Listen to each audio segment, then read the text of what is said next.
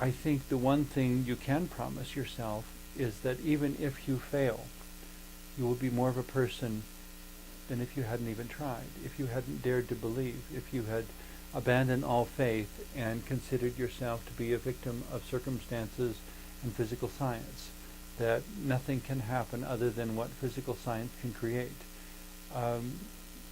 If that were the case, physical science cannot explain the majority of human history, because human history is filled with all sorts of events and paranormal occurrences and things that just make no sense if you have nothing but science to explain them.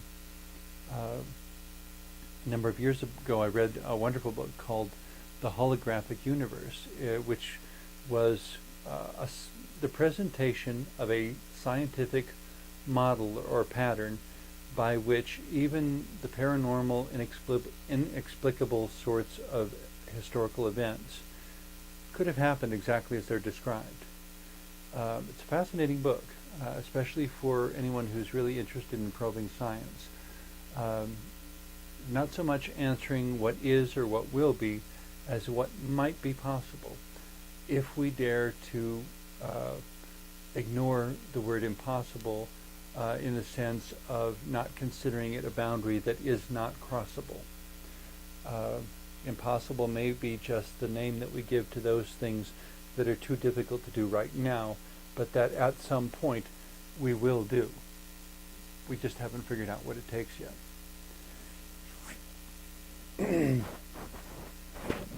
The magic, I guess, or a bit of magic that flows all through this wrestling with the word impossible. And is it really, or is it not impossible? And how do we find out? Very much comes back to this incredibly human quality of choice. You know, that we have the ability to choose between one strategy and another, and to choose whether to believe or whether not to believe, whether to choose to have faith or whether to choose to abandon faith. That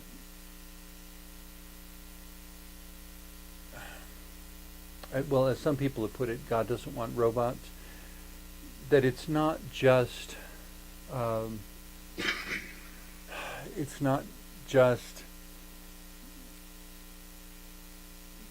reacting to things in a scientific, procedural sort of manner. It's not just like Pavlov's dogs salivating because they're trained to, to associate the ringing of a bell with getting their dinner.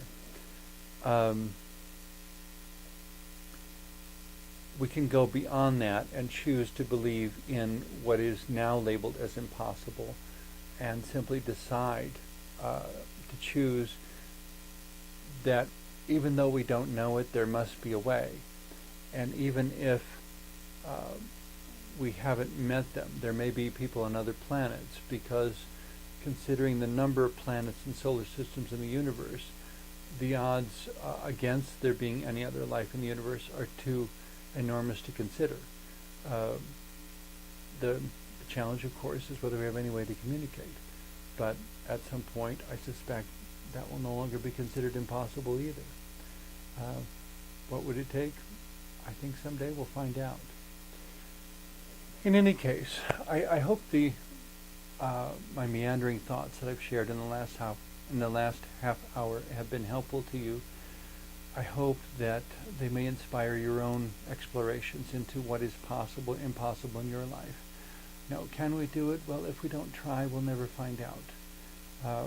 Can I escape from whatever oppression is facing me?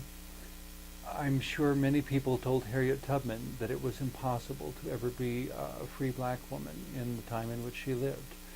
And she probably had to convince a number of the people that she helped that it was also possible. People who had been born and grown up within a context of slavery in the 19th century, that the very notion of walking down the street as a free person made about as much sense as saying we can travel to Mars. And because she dared to investigate what would it take, and to find that miraculously perhaps The resources were within her reach. She lived a life that was exceptional, and so too can all of us.